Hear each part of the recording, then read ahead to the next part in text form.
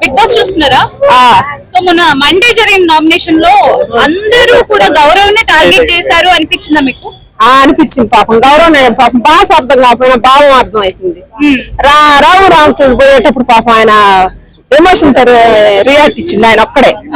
అందుకని నాకు కూడా పాపం అనిపించింది.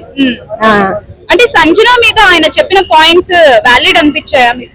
ఆయనకు అర్థం కాదు పెట్టిండో మరి అసలు అర్థం కావట్లేదు పాపం. వాస్తవానికి ఆయన గేమ్ సరిగ్గా అర్థం కావట్లే అంతే. అందుకని బిగ్ బాస్ మంచి పని చేసింది. అందరు నామినేషన్ అందరు ఇమాన్యుల్ తిడుతున్నారు గౌరవ్ పవర్ వాడేసుకున్నందుకు, మీరేమంటారు?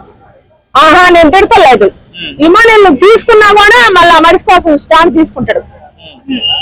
ఫస్ట్ హౌస్ లోకి వచ్చిన కానీ చదివే చేస్తాడు ఇమాన్యుల్. ఇప్పుడు గౌరవ్ పవర్ తీసుకున్నందుకు గౌరవ్ కలిసి చేస్తాడు.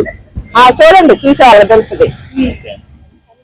ఇప్పుడు తనుజ మన కళ్యాణ్ ఇద్దరు సాక్రిఫైస్ చేస్తున్నారు కదా మా బుద్ధ అని చెప్పేసి, ఎలా చూస్తారు?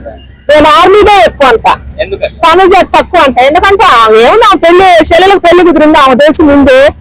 దాంట్లో ఏమన్నా సాక్రిఫైస్ చేసినా ఏంటి త్యాగం చేసినా ఆర్మీ త్యాగం చేసింది గ్రేట్ అనిపించింది నాకు.